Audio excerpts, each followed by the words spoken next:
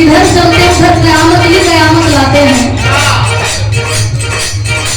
यही कहा कि हम जब जब गुलाबी साड़ी पहनी ले तो राउर मिजाज चेंज कहे हो जाला। यही बता रहे बेटा तेरे वास्ते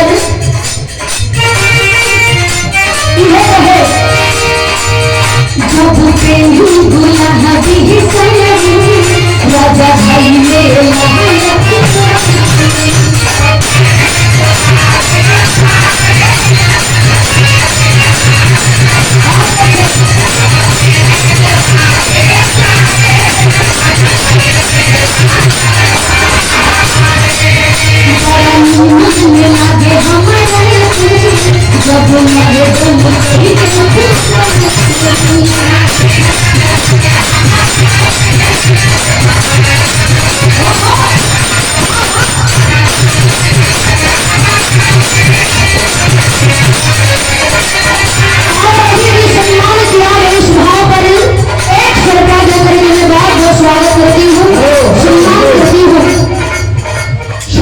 सिपाही जो पोस्टर में पीछे लगे हैं।